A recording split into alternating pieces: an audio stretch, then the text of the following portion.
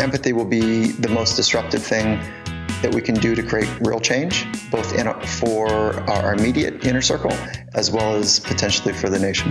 Empathy is hard though. It requires courage, vulnerability, feeling, and all three of those are very difficult. This is Running for Real, the podcast for runners who know that for every runner's high, there are just as many lows. All those just missed PRs, easy runs that feel hard, injury blues, and more. Each week, we'll talk to running, health, and wellness experts about their highs, lows, and best advice to build our confidence. Running for Real is about being honest, being brave, and most of all, not feeling alone. And now here's our host, Tina Muir. Hello, my friends. Welcome to episode 229 of the Running for Real podcast, our first episode of 2021. And I am excited you are here. Thank you for joining me. It feels good to start a year with a podcast on a Friday. I quite like this, actually. It's like I'm absolutely beginning at the beginning. Happy New Year to you. And I hope this year how do I put this? I hope that we are all coming into this year with some perspective about what we've learned over 2020. I hope we are feeling some hope. I know I certainly am. And I hope we are also feeling a lot of gratitude for the things that we have and maybe don't currently have right now or didn't have over the last few weeks, as well as the things that we appreciate for having experienced in the past. So I feel like I learned a lot, and I hope you did too. That said, I think this episode is going to be a really powerful one today because of the guest, because of his words, because of the topics that we cover. So this should be a good one to pass along to friends. If you do enjoy this episode, please share it with people that you love, because I think this episode is going to really help people, especially if they are having a bit of a tough time right now. So first things first, if you have not listened to this podcast, welcome. My name is Tina Muir. I am a mother of two. I am a founder of Running for Real. I am a 2:36 marathoner from a professional runner. I don't really know what else there is to say about me. I am a human being. And I just love to connect with people. I love to get to know people and really be there for people. So if I can be there for you, don't hesitate to reach out. So that's a little bit of an intro done if you are a first-time listener. Now, for those more experienced or regular listeners, I want to tell you that I do have something very exciting coming in mid-February. I cannot tell you the details just yet, but I am launching a second podcast, which I will be hosting with Knox Robinson, who you may remember from episode 200. And if you missed that one, be sure to go back. I love Knox, as if that didn't come across in that episode. And I'm really excited for this new project. It is going to be a heavily produced podcast. It is something that is going to we're just really excited about it. It's going to be a just totally different podcast to anything you would have heard before within the running space. We are really excited about it. We have a lot of names so big, I can barely believe they said yes. And I'm not just talking about the usual names that we hear of a lot, but really big names. So I'm very excited for this project with Knox Robinson. I just want to tell you to go to tinamuir.com/new podcast. That's tinamuir.com/new podcast. And you can sign up and I will tell you updates. You will get to hear it before anyone else. So if you want to know more about that, you can. You also, if you're already subscribed to my email list, you can get it there. And if you're not already subscribed to my email list, you can go to tinamuir.com/subscriber and you can go sign up there. That said, I do want to also let you know that I do now have a Running for Real website, which has all the information about the previous podcast, about all the things that I am doing. So you can go to runningforreal.com to go check things out that is going to be launched by the time you listen to this. So you will be able to sign up for emails there as well. Right, so on to my guest today, before I make this intro too long. Michael Gervais, this is his third time back on the show.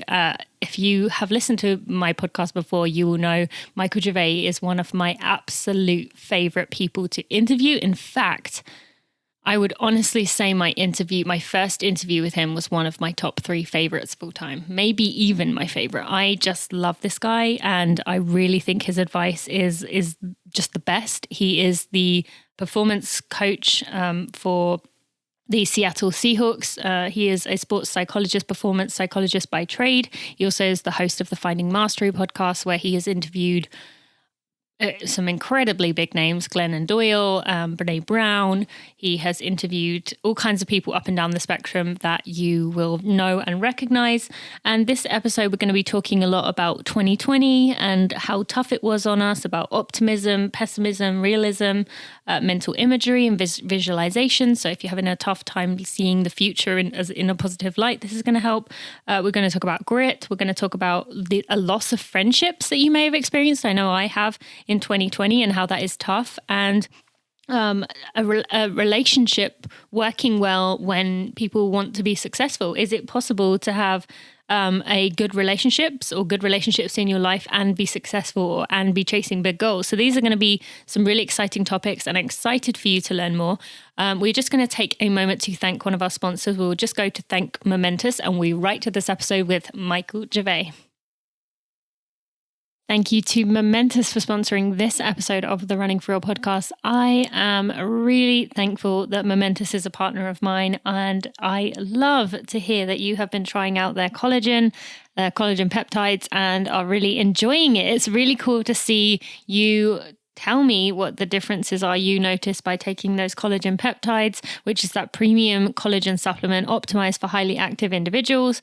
And for those who haven't heard me talking about collagen yet, it is this 10 grams of high quality grass-fed collagen peptides, which is further optimized by the addition of over 5 grams of Fortigel and 50 milligrams of vitamin C per serving. So Fortigel, actually, by the way, is this clinically researched collagen peptide formula that was designed and tested to promote collagen synthesis in tendons and ligaments. So if you are someone who is struggling with injuries that seem to be hitting your tendons or your ligaments, that is where those of you who have reached out to me have really said that you've seen the difference in your running, in your recovery, in your healing, especially if you're going through some injuries. So this collagen is going to be a real boost for your body to help get it back on the road to hopefully running again, or getting back to strong, healthy running again if you are still able to keep going.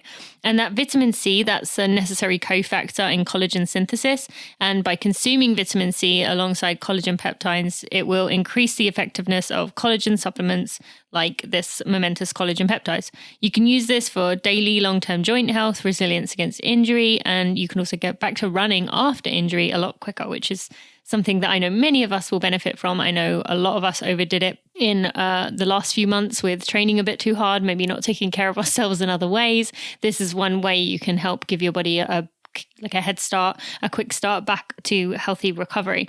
The most popular ways to use it are in a smoothie, although if it's a bit cold for a smoothie for you right now, you could also put it in your morning coffee. It mixes in really easily, totally unflavored, and actually unflavored, not that quote unquote unflavored that actually tastes pretty gross. So it is just easy to take. It is NSF certified for sport, which is critical for athlete supplements. And I'm just a really big fan. So you can check out the collagen peptides, Momentous collagen peptides at livemomentous.com. And if you use code TINA, you can get 20% off. So if you use code TINA, you can get 20% off at livemomentous.com. Mike, thank you so much for joining me today for the third time on the Running for Real podcast. I know I've had people who have been on 3 times, but I've had guest hosts. So I think you are the only person that I've interviewed 3 times. So welcome to the show. Well, I want to say thank you because I've enjoyed each one of them. And so I'm stoked to be here. So thank you. Well, thank you. That means I've got to keep up the standard for this third one then, so that you don't change your mind by the end. So before I go on any further, I want to ask you, this 2020 has been a tough year. So how are you? How did you handle this year? Let's start off with the intimacy questions. Yeah, I love it. It's been hard. It's dynamic in the sense that it's not an easy question to answer, I think, for me at least, because I'm deeply aware of how challenging it has been for so many people. And both from a health standpoint, from a political ideology, friendship standpoint, for some folks, as well as finances, and so it's been a really hard year for a lot of people. And parts of this for me has been great. And parts of it has been very hard as well. So I say it with all the compassion when I say the parts have been great, it's almost like, after a game, if you're playing in sports, and if you happen to have the best game of your life, but the team loses, it's a weird deal, because you are formally part of something that bigger than you that matters to you. But at the same time, it's also really important to celebrate when things are going well for you. And so I say this with delicacy, that sounds like a food. I say this with a delicate hand, that the parts that have been great is that the last handful of years I've traveled like 200 days a year. And, being in professional sport and otherwise, there's a lot of travel, and that's time away from family. So what this pandemic has done, it's recalibrated time home. And so I've had 9 months at home, and it's been great, And so it's reminded us of what a sense of normalcy feels like. And so that has been, because normalcy for us was like, I would not unpack my suitcase for many years. Come home, I just changed clothes out of the suitcase, but it was always left in the closet. So that's been great. The hard part, though, has been there's two parts of my business. And one part is taking sports psychology and human performance psychology and sharing it at scale, best ways I know how. And that's from an online course and from a book we just released, and then the podcast. And so that part of the business is actually seeing a bit of a downtick. So our podcast is steady with a slight uptick. The book actually did really well.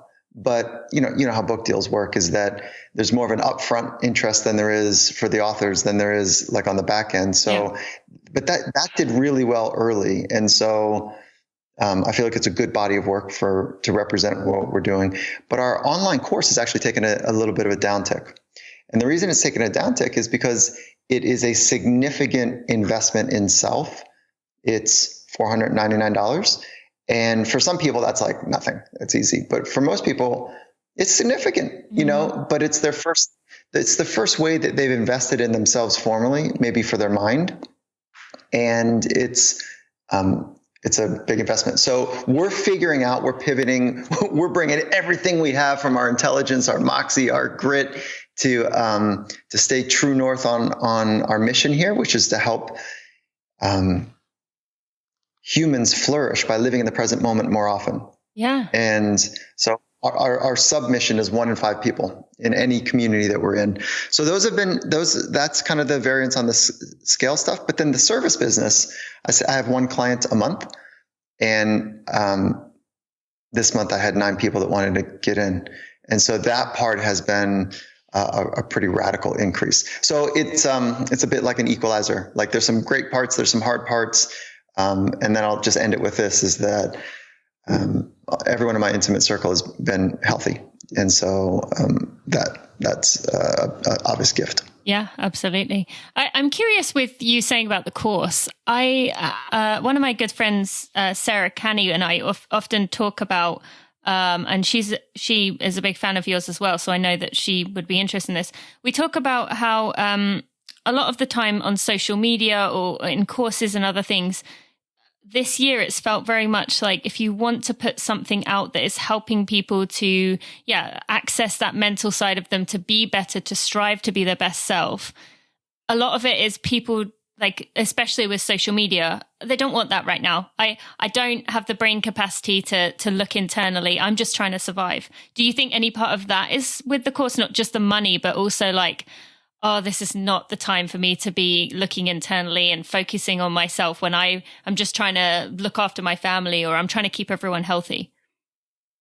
Tina, I think you're right on the money, because prior to the pandemic, I think people were looking for hacks and tricks and tips and, the shortcuts, and anything that you can kind of scrape together in a 15 to 30 second spot on Instagram was going to change your life. I mean, that's not how it works. So that's part of it, is that we have a product that I know is sturdy and stable and is significant. And so it reflects that in the price. And you know what? Actually, we get feedback that the price should be, triple our cost because of the output. But I think that right now people are so saturated, not with the hacks and the tricks and the tips, but saturated from a craving for information that happens when brains are and minds are feeling anxious. So when people feel anxious, there's a natural crave for the brain to scan the world to get some information, with the idea that more information is going to help quell the anxiousness. It's actually not how it works. The craving for more information is to provide context for how to make the next decision, because the brain feels like it's under duress. And so if a neighboring tribe was coming and wanting to do war with us, we had to scan quickly our environment and figure things out. Where's the hill? Where are they coming from? Where's the tools? Where's the family? How am I going to protect? Like, all of that stuff is an information gathering, amazing mechanism that we have. So when we're feeling an uptick in anxiousness from the pandemic, the politics, illness, and everything that's taking place for folks, that we're searching to news. And then so what news is doing is it's the quote unquote information, but it's a bit of an empty meal because it's not really, it's not satiating the anxiousness.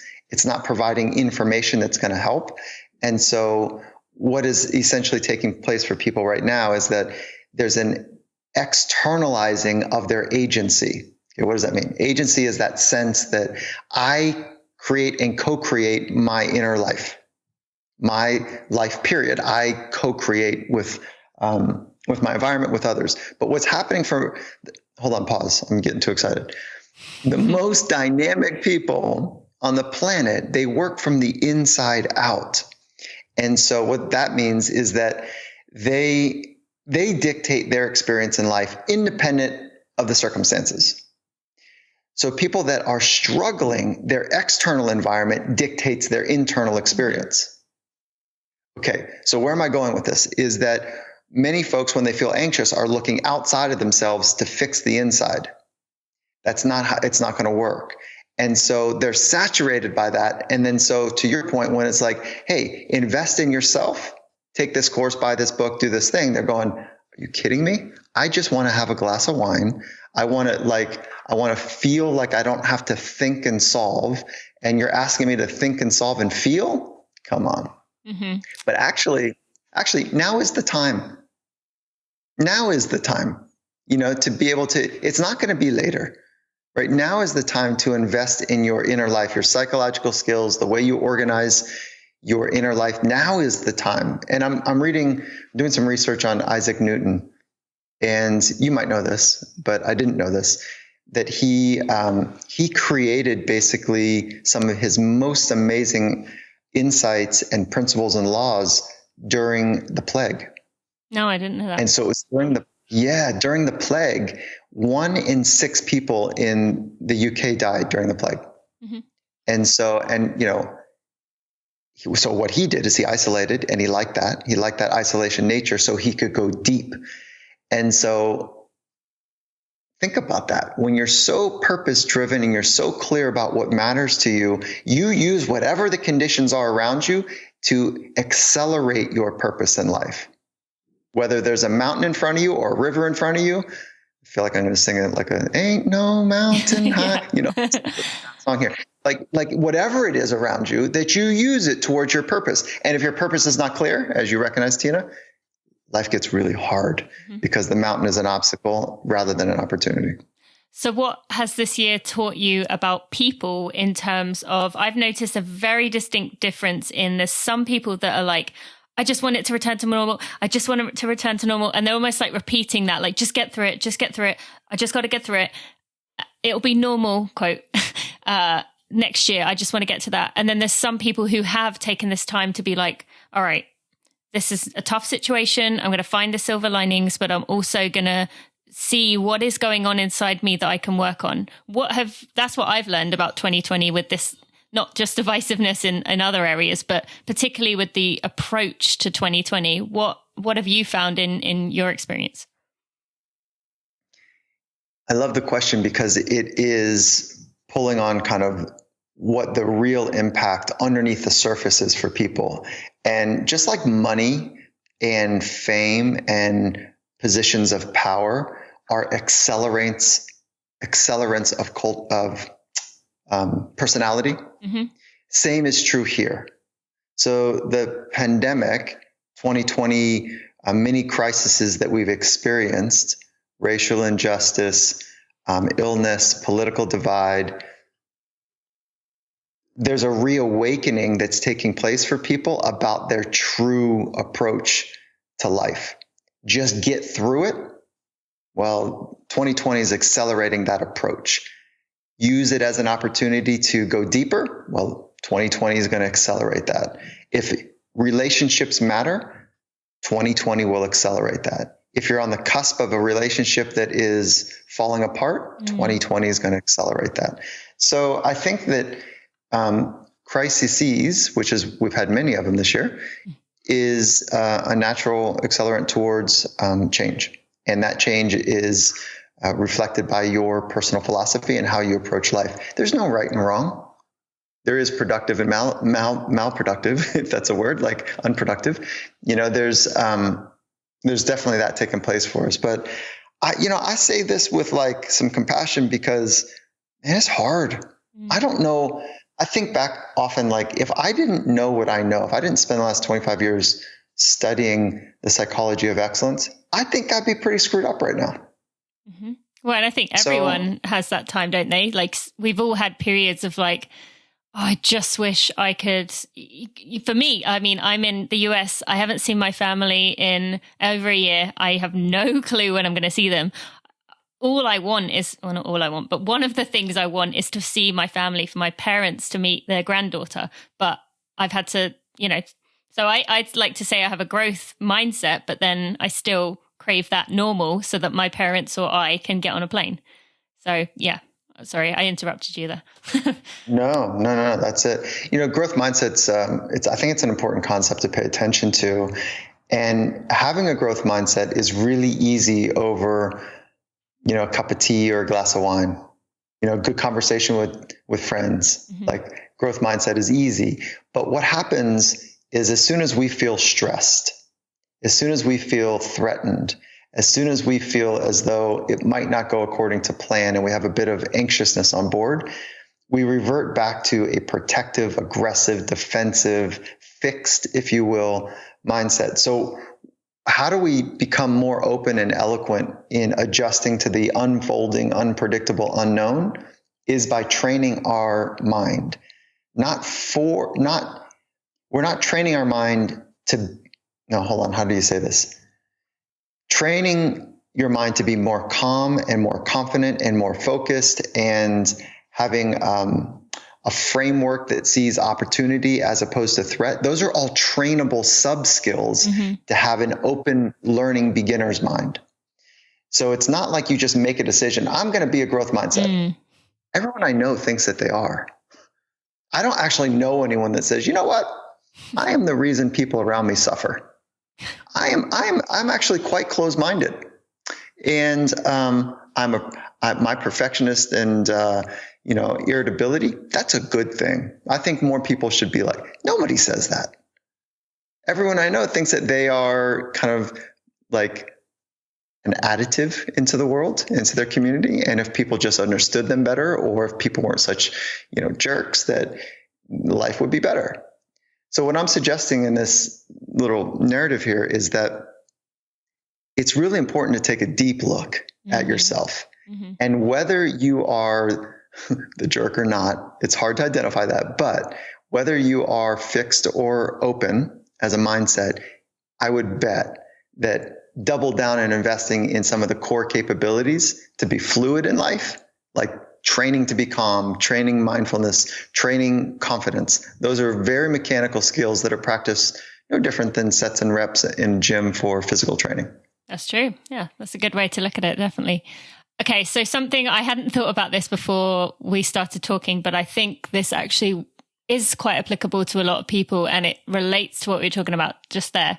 So I was talking to a friend the other day and we both were talking about a situation where we had been with a friend from our past, a friend we'd both, this is separate stories, but we'd both known this friend for a long time, had been very close, But with the kind of cracks that 2020 has shown with regards to racial justice, and I know you've spoken about this with actually Rich Roll, so I know you're comfortable talking about this as well.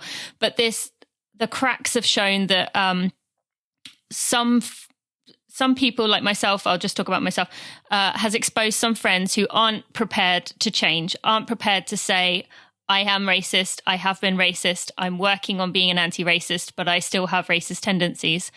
And it's kind of exposed things that maybe before were kind of underlying, that we're different, we're changing, and we're not going in the same path. But 2020 has really cracked that open and exposed it.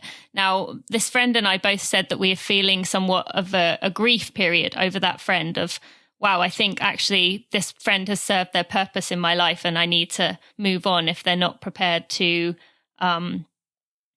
really kind of look at their lives and grow and think about the situations that other people are in. Now, I would love to hear your take on that. Is that something that you think is happening in 2020, or is that just me being dramatic, I guess, with the situation, if that makes sense? No, it's definitely happening because it's forcing us to get down into first principles. And I think what many of us are recognizing, and that's, I think, what this conversation is about, is the accelerant nature is accelerating getting to the truth. And first principles, some people hold other humans and the integrity of their experience as a first principle. Other people hold their own experience and the kind of aggro, misguided, competitive approach, I'm just going to get mine, as a first principle. So we're sifting down into first principles and we're having harder conversations than we had before. And those harder conversations are about things that matter more. Mm-hmm. And this is what intimacy is.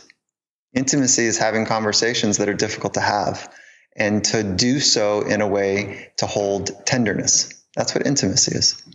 And so when we start to go to those places with friends of convenience, because we like to run together, we just like to kind of talk about the surfacey kind of stuff, and it was good, and it's convenient, and it's almost like a nice cup of soup.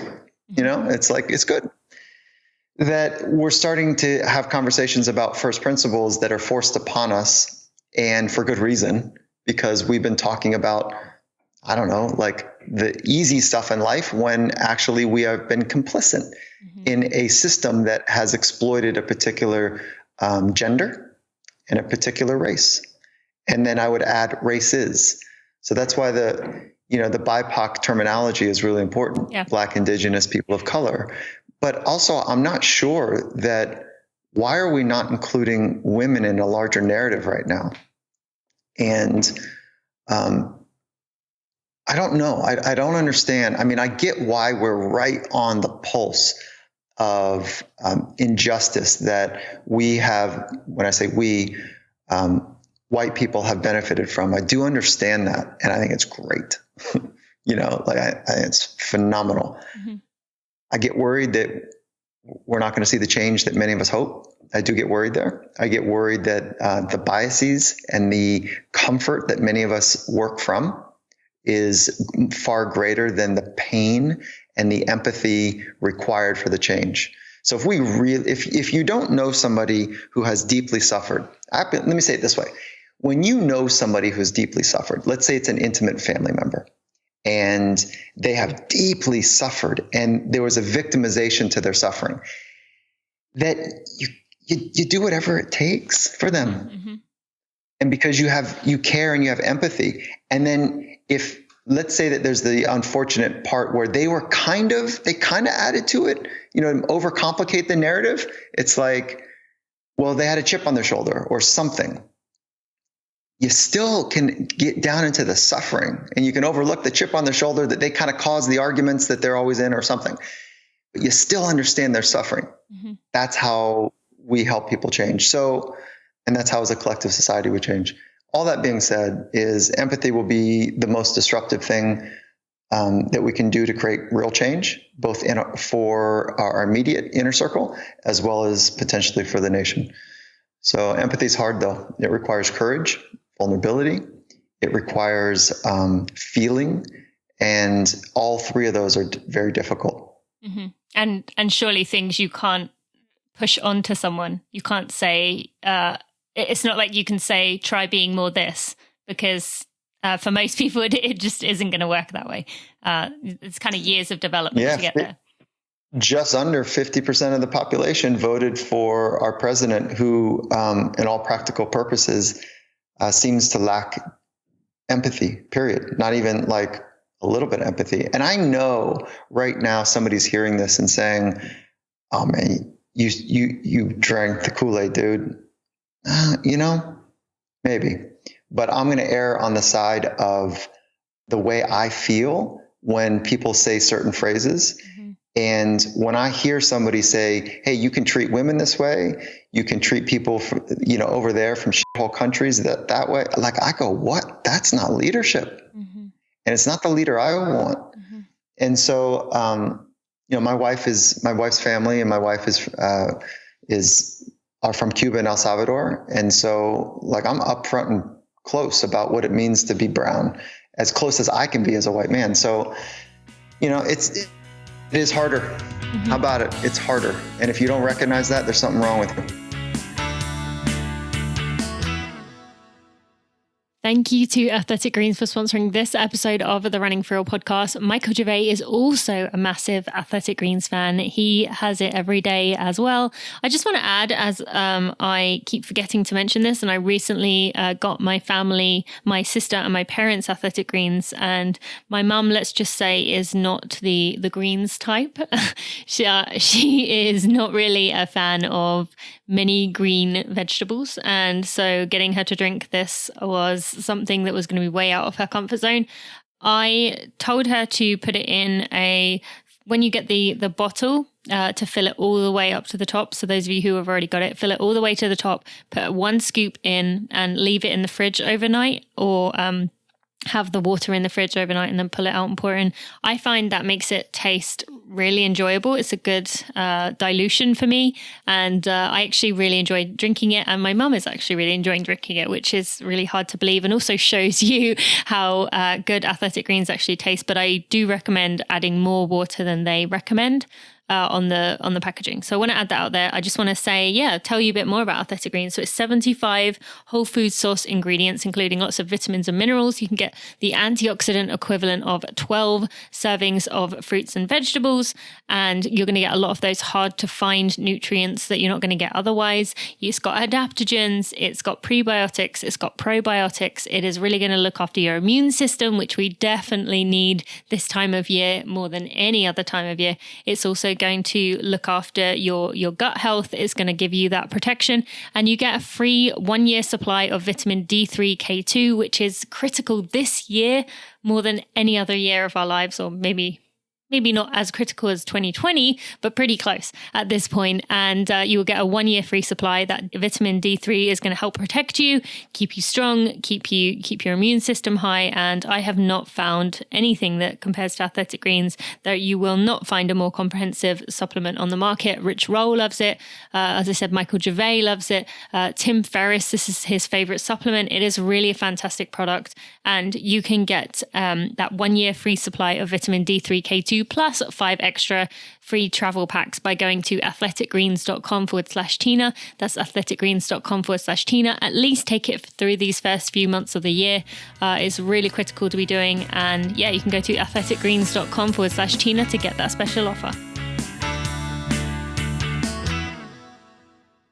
My wife's family and my wife are from Cuba and El Salvador. And so like, I'm upfront and close about what it means to be brown, as close as I can be as a white man. So, it is harder. Mm-hmm. How about it? It's harder. And if you don't recognize that, there's something wrong with you.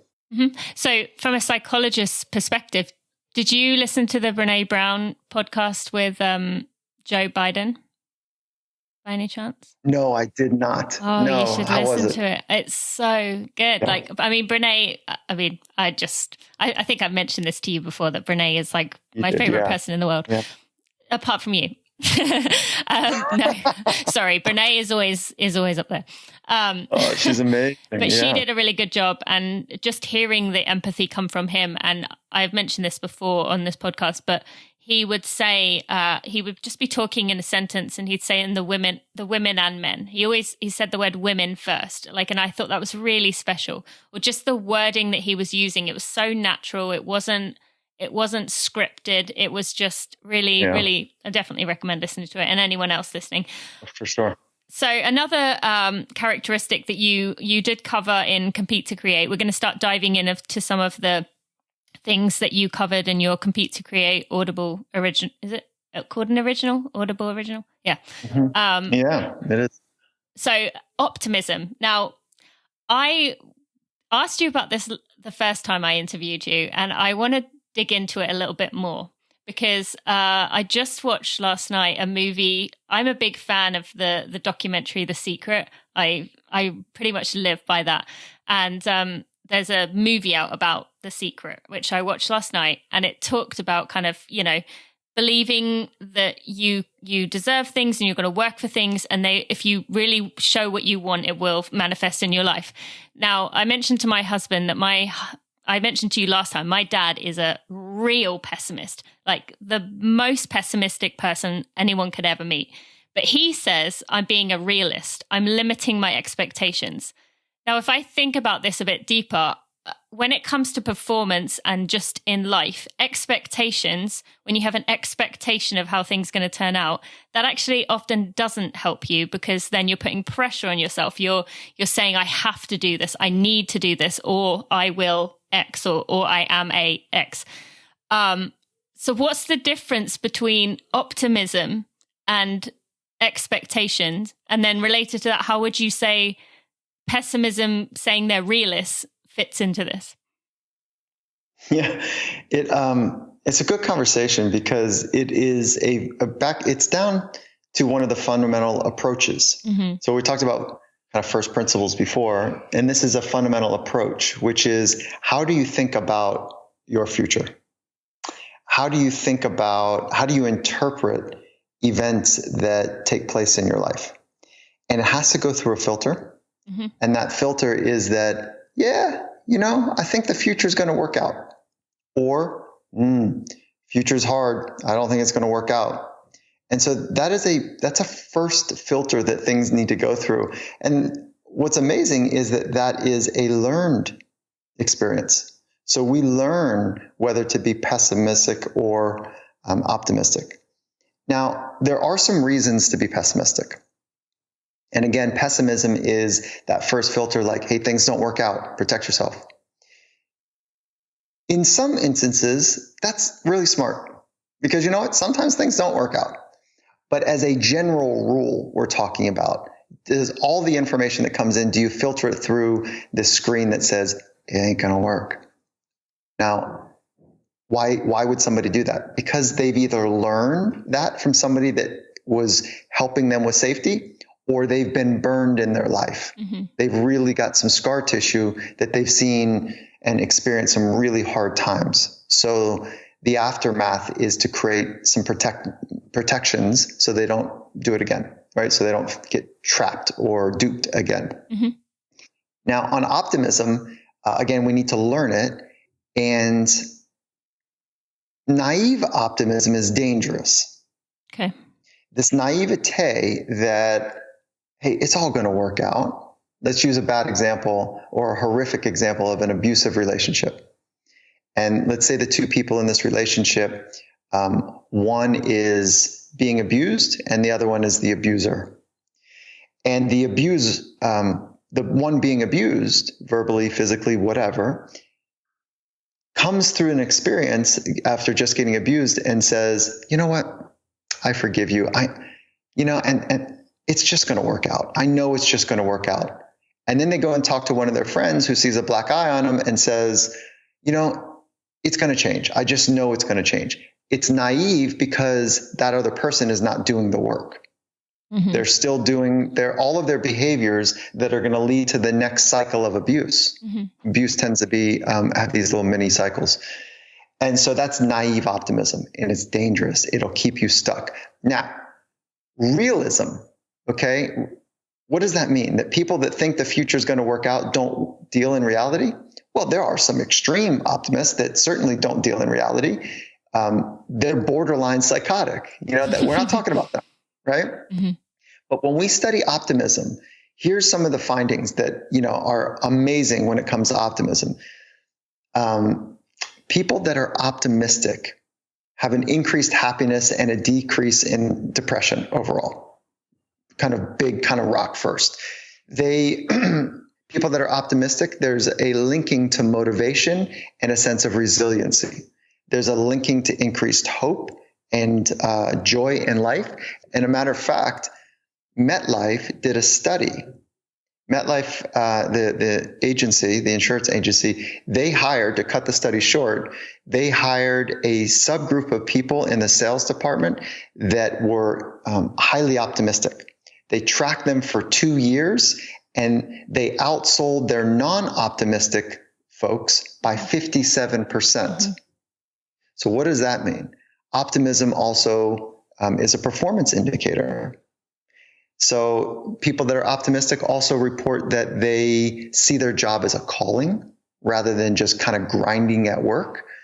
There's so many benefits, health benefits as well. It promotes work-related retention, so people stay in it because they think it's more of a calling. And overall, they tend to have more deep, more meaningful relationships as well. Mm-hmm. So there's reasons. I like taking the other counterpoint as well. There are reasons if I want to get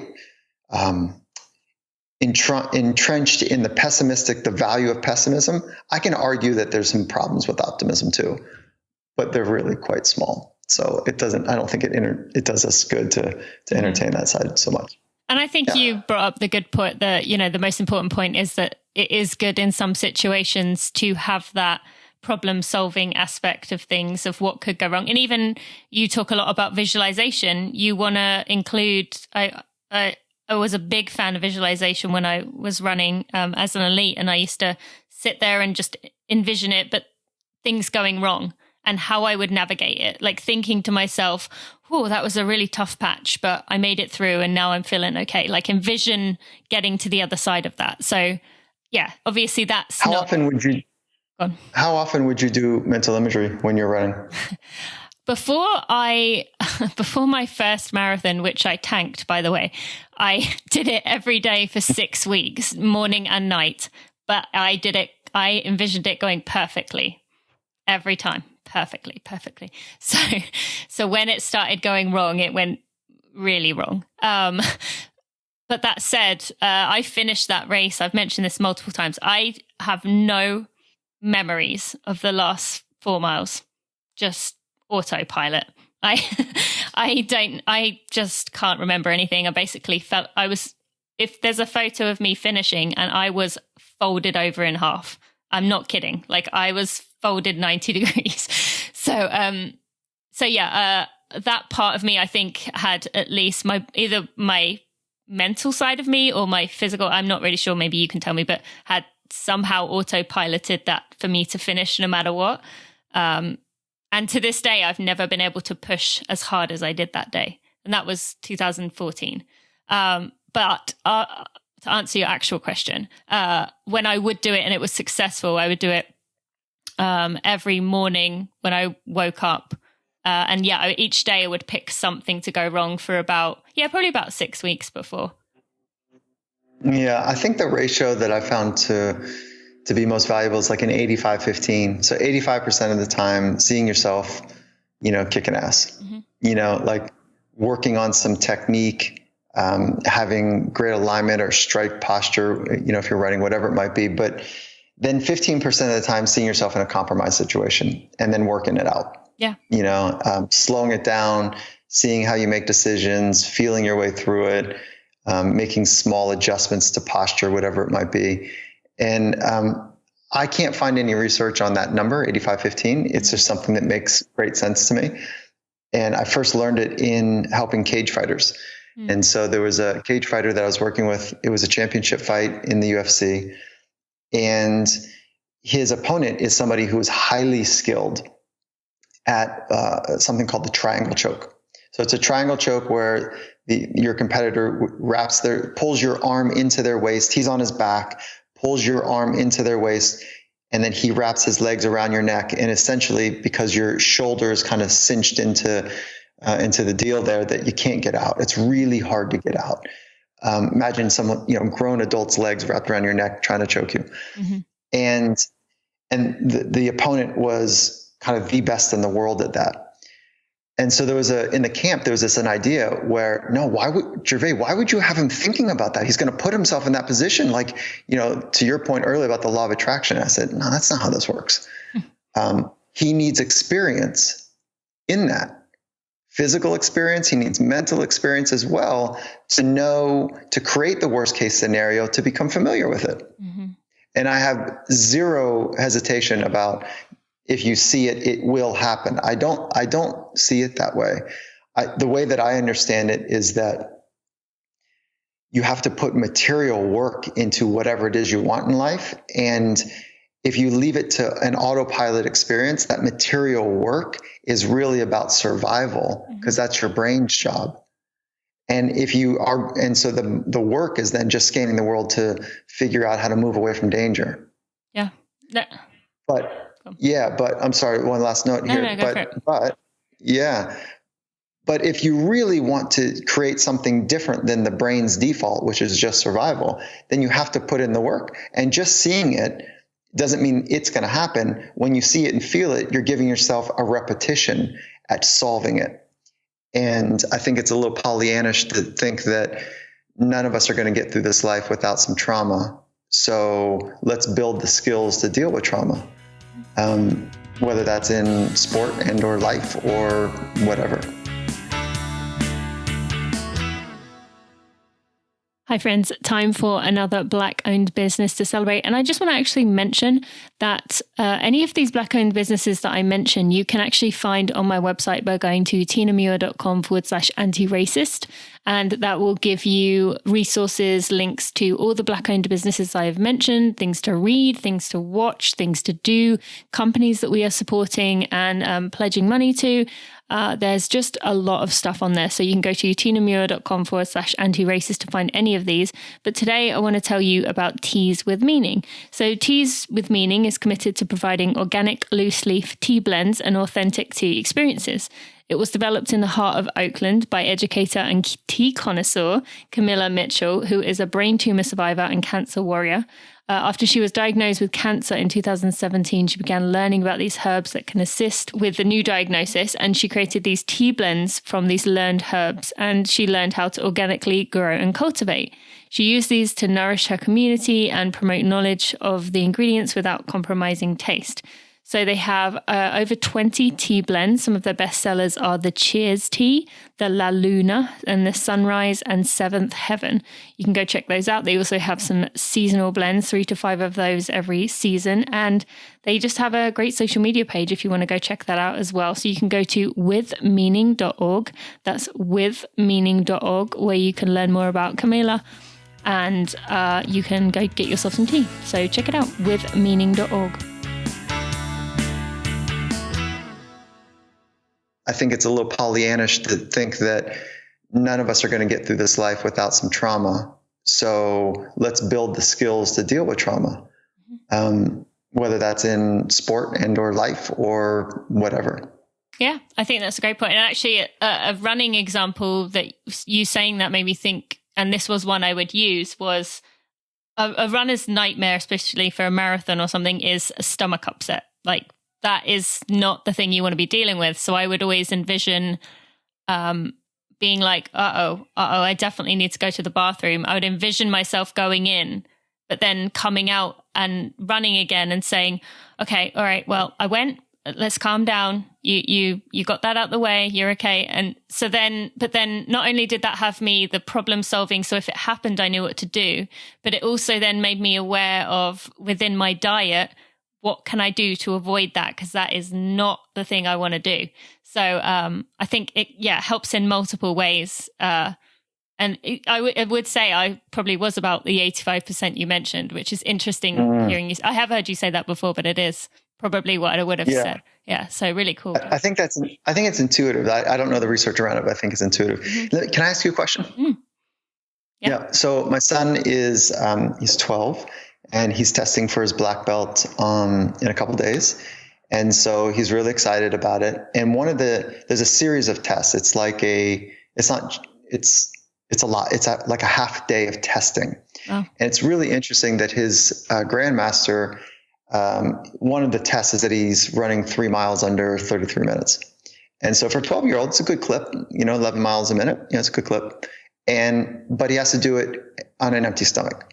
So wake up in the morning, full run, and then lots of testing, breaking boards, and all the pumses that he's going to do. There's like 4 or 5 of them.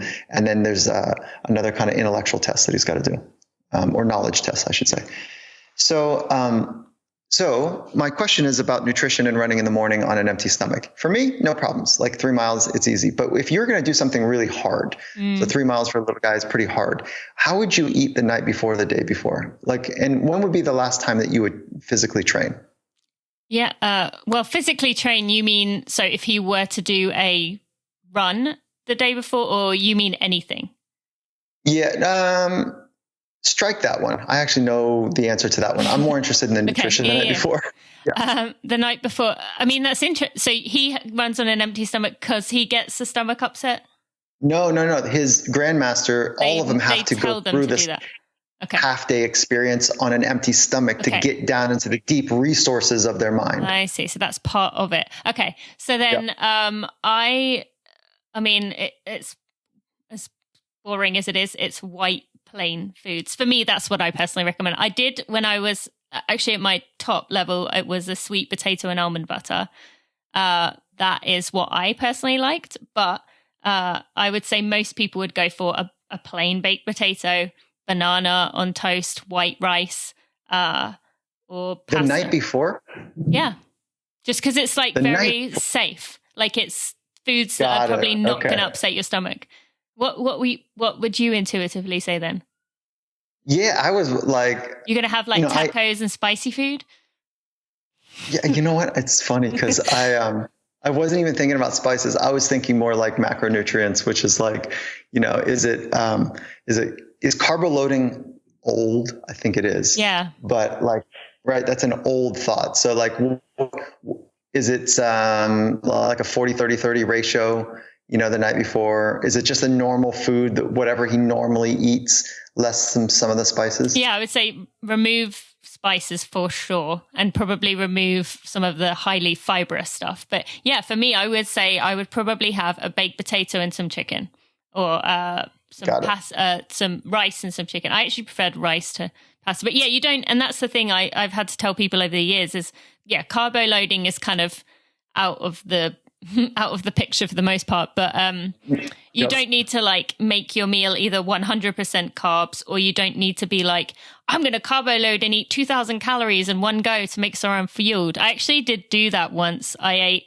all white foods the day before a marathon. That morning, could not go to the bathroom once. I spent that whole morning panicking of what I was going to do. But I didn't need to go in the race, but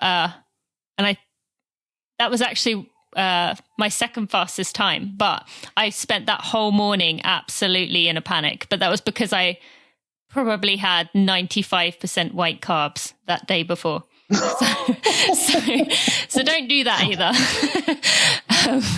But yeah. I'll do that. Okay. So does that answer your question? Yeah, it's great. Yeah, thank you. Okay. All right. So as you asked me one, I'm going to selfishly dig into another question I had. So in Compete to Create, firstly, I want to say with the optimism thing, if someone listening is thinking about, okay, I don't feel like I'm optimistic, I want to work on an optimistic approach, Compete to Create has steps to do that. There's this really good PDF that comes with it as well. But another thing you talked about in there was, you're welcome, Angela Duckworth. You talked about her, you featured her voice in there. Although I was a little bit unsure with her in terms of, she was talking about grit being about the pursuit of goals. But I want to ask you, because she also mentioned about I guess I'll ask the first part first. So she said it's got to be the pursuit of goals. But I want to ask you, I have done 2 half marathons lately, one on the roads and one in a trail, which I did not finish, but that's kind of irrelevant. It was an injury. The road one, which is what I'm very much used to, neither of these races had any goals attached, no nothing. It was just, I'm just going to go out there and what I thought was have fun. The road half marathon, I did not enjoy at all. I was just like, I'm done with this. I don't want to run on the roads. Yet I still was able to push myself really hard to the limit of what I'm capable of right now, 5 months postpartum. But the trail half, I wasn't focused on pushing myself. I was focused on, I want to have fun. And I would say I was in a state of flow. I was enjoying it. But where does grit fall into this? Because how was I able to be gritty if grit is in the pursuit of goals? Does that make sense? And the other one was more fun, but yeah, I would say the grit wasn't there because I was just enjoying myself. Yeah, complicated. Okay, so let's start with some of the theory first and see if we can break down your experience, because I think it's probably true for many people, which is, what is my right approach? What type of approach should I take to do my very best? Whether that is a time, an experience, or both, right? And it's great when it's both. Like the experience is like, that's what I wanted to feel. And look at that time. Holy smokes. Like that's a great time for me. Ideally you can get both of those. Okay. So grit, it has 3 components: passion, perseverance towards long-term goals. So it's more of a long-term goal than it is a short-term goal. And so being gritty is a long narrative, not a thin sliced experience. So the long narrative is really, you would look back on somebody's past 4, 5, 8 years and say, oh, this is a person that has demonstrated grit over the long haul because they're very clear about their goals and they had passion towards them. And so it's not the little goal of managing, with excellence, this run, or with fun, this run, whatever it is. It's not that. It's more like this longer term thing that's out there. And so those are the 3 components. And then obviously perseverance is the ability to, manage setbacks and deal with adversity, internal and external adversities.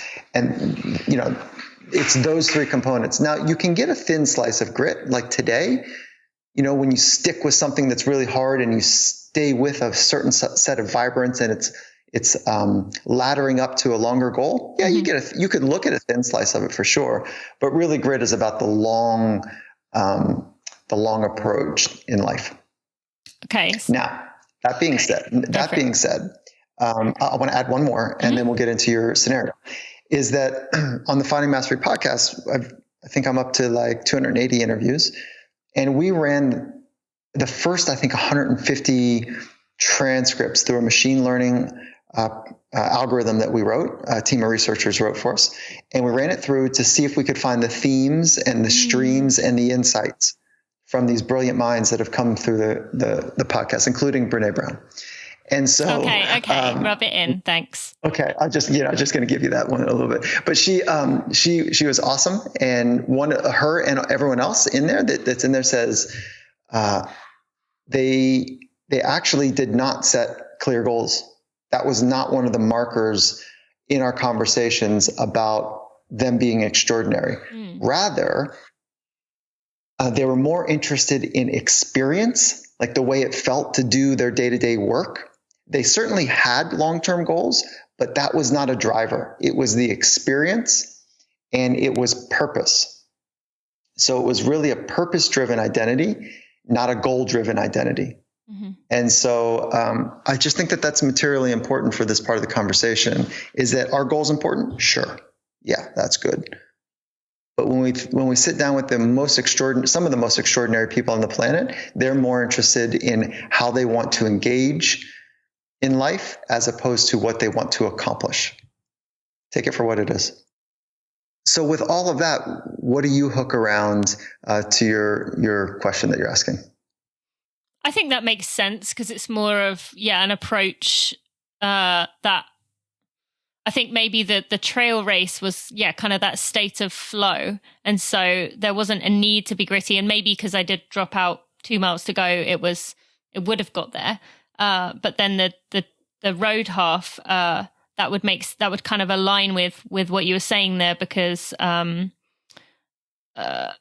over the last 5-8 years, or however long you said, I have put in the work. I have done the mental toughness training to be able to not autopilot it through, but not have to consciously think about it. I don't know if that's answering.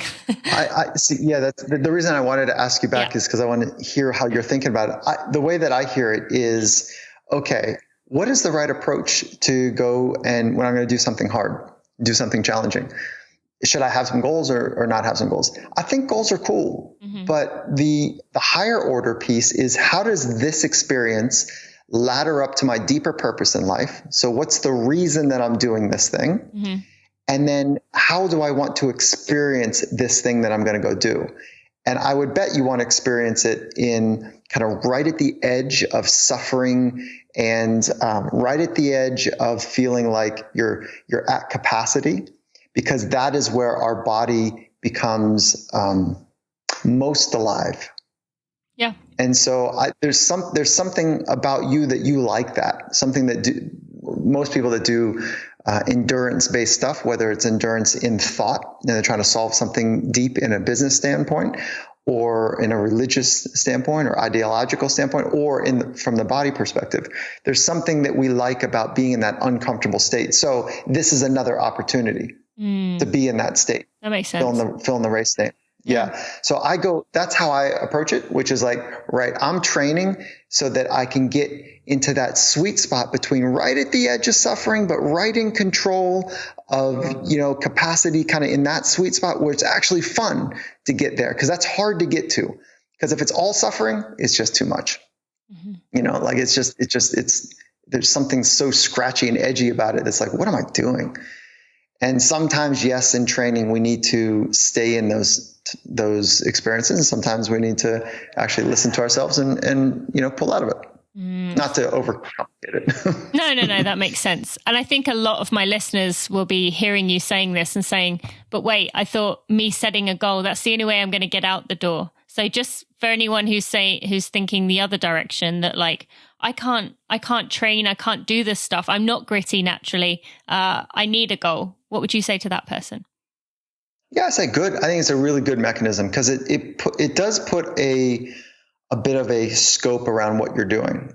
And I would say, make sure it ladders up to something that you're very clear what it's laddering up to. So that's purpose, right? That's a longer goal as opposed to the shorter, more mechanical goal. I use mechanical goals all the time. I got checklists. I got things that, like I want to have. We're spinning up a membership model on the Finding Mastery community, and we're going to have that thing done out by the end of the year. And so I've got goals, but what is the purpose of that? Well, it's to create a community, where people together are sharing best practices to become fully animated. And that is my life purpose, is to help people live in the present moment more often. So yeah, I've got some goals, and then I can even have smaller goals that like daily thin slice goals, that like the to-dos and all that stuff. And I'll just add one more context to it, is that the goals that stretch you just a bit, 10% type of stretch, and it's hard to actually quantify that on a regular basis. It's easy with running, but like a 3 to 10% goal, call it a stretch goal, or a high hard goal, or like something that's challenging in that frame. Those are great, because they kind of get you into that uncomfortable zone. And then I'll share one more last piece. When I achieve a goal, I celebrate like a wow person. So why? Because it's creating this loop in my brain that when I do hard things, it feels really good. Beyond the natural dopamines that I'm getting, I'm adding more to it. So much so that this is crazy. If I'm trying to build a new habit, and I'm just putting my shoes out the night before because I want to go run in the mornings rather than run at night, put my shoes out the night before, right, by my front door. I'm celebrating that I put my shoes out. I mean, my wife looks at me like, what has gotten into you? She's got to get a video of this sometime. Yeah, I know. Yeah, seriously. Should I send it to you? Like, what has gotten in? Because I'm like, look at this, one step closer. I'm running. That's true. So it's just celebrating like a little bit of a wild person is a really fun thing to do. Okay. Let loose a little. Yes. We're all so bound up all the time.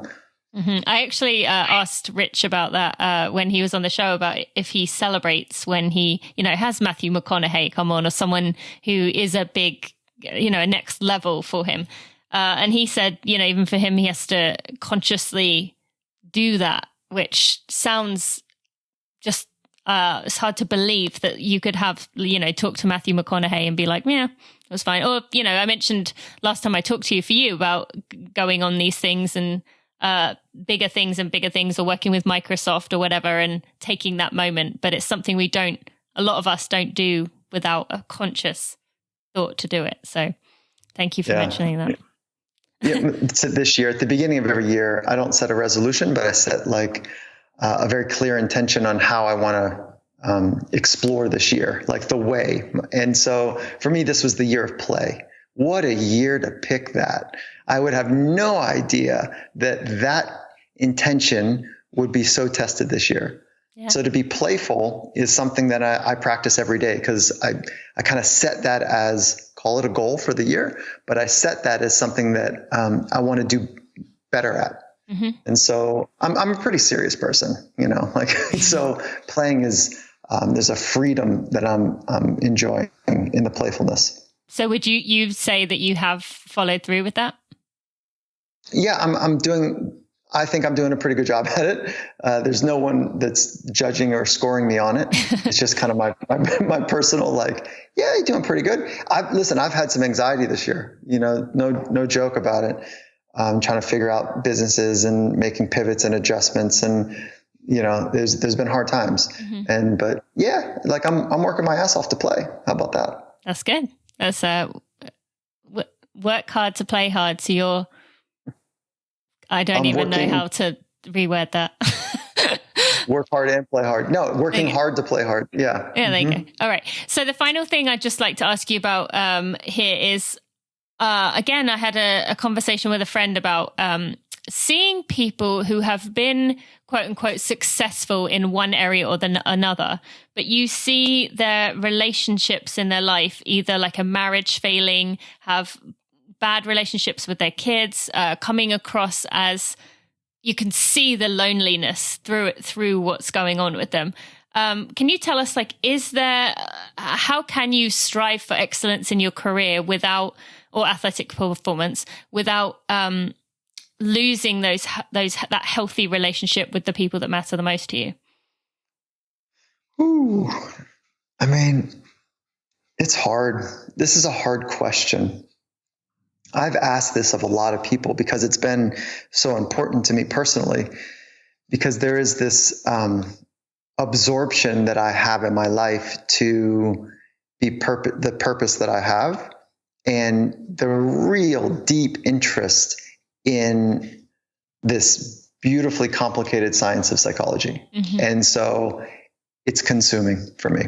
And in some respects, I really hope that people can find that thing where they feel like it's not work, but it really is a treat, whether it's playing the guitar or it's cooking or it is whatever. For me, it happens to be the research around stimulating conversations of psychology. So, and again, the purpose is to help people live in the present moment more often. Okay, so I don't want to use the word obsessed, but it is a bit obsessive for me. Okay. Mm-hmm.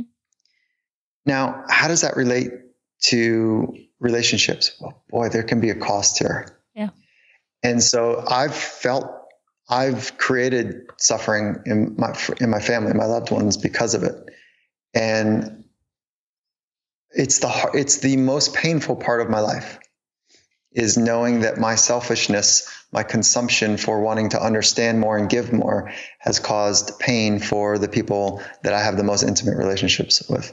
So I didn't know it though early on. And it was like, now that I know it, I can do something about it. Now that I've been kind of held a mirror up to myself. Okay, so that's what it feels like to be around me sometimes.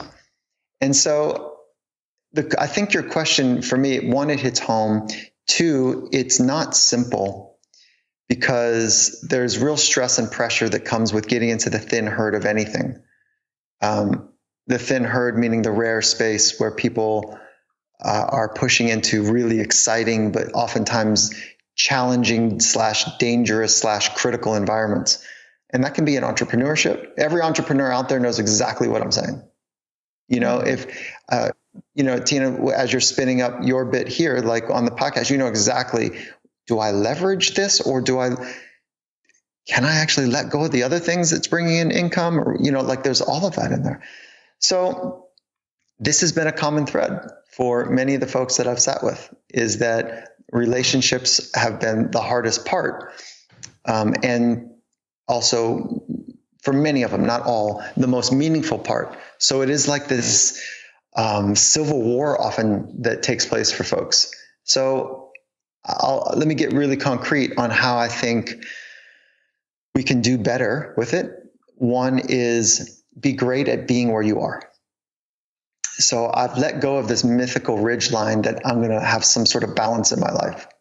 Balance of time, it doesn't exist, And so what I need to do my best at is wherever I am to be fully there. So that means when I'm in a conversation, be fully in that conversation, whether it's with my son, a client, my wife, my neighbor, whatever it might be, like be fully in that thing. And then be very clear that there are some boundaries, like, hey, I love this conversation, but I've got to get on to the next. I've got something on the other side of this. Because my occupational hazard is that I love it so much that I just get lost in it, and then I lose the boundary that I need to. There's another part of me and another responsibility I need to get to. So I feel for those that understand what I'm talking about, and I also feel for folks that don't know what it's like to. No, strike that. They are disconnected from what it's like to have this rich passion in their life. And all they're looking to do is escape.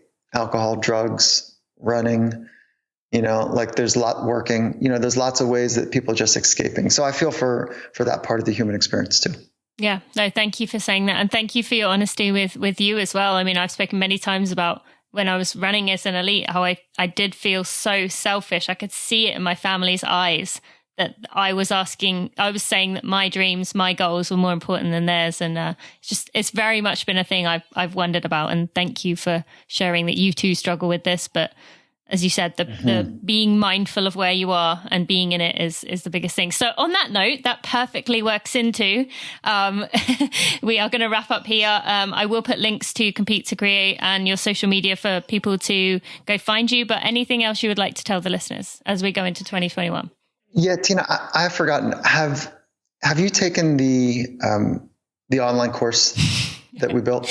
You gave it to me, but right when the pandemic hit. So I had it, but I have to confess I didn't do any of it. Oh, that's so embarrassing to say that to you, but yeah. No. I didn't know that. I didn't know. My memory was escaping me on that because I wanted to say, hey, listen, let's give another one away to your audience. Okay. Thank you. I appreciate that. Right. Yeah. Mm-hmm. Yeah. And so let's create another competition where, they do something online where they share, they tag you, they tag me and, tag your pod. And then they just say, why investing in their mind matters so much right now. There you go. And let's stoke out somebody. Yeah. So it's a $500 course that is, somewhere around 8 weeks of work, and you could definitely zoom through it, but it would take a bit too much. And then let's get you working through it as well. Get me to it. Yes. Thank you so much. Yeah. Come on. And for the listeners, that's reason number 8012 why I love this guy. So thank you so much. You are awesome. I am so appreciative of you and all that you do. Thank you for coming on the show. I love every conversation we've had. Thank you for including me, Tina. Before we end this episode, I just want to take a moment to shout out my podcast editor, Jeremy Nessel, who has done such a wonderful job of looking after my podcast, taking out all the mishaps in the episodes, while still keeping in the vulnerability and the realness and the rawness of the conversation.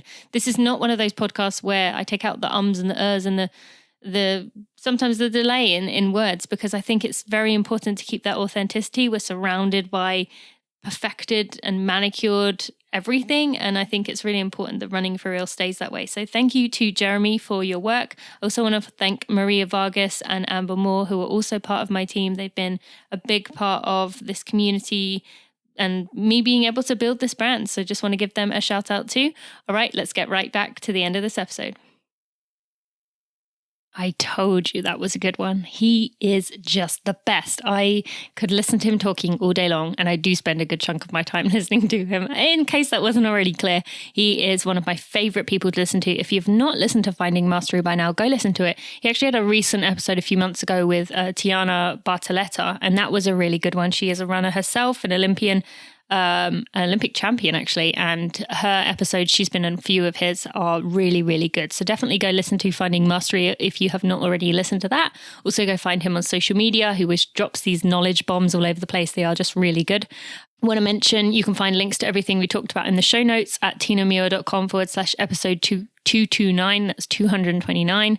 You can also go subscribe to the new podcast I mentioned at the very beginning, which I'll be co-hosting with Knox Robinson you can find the link in the show notes, or you can go to tinamuir.com/new podcast. Also check out the runningforreal.com website and find out there.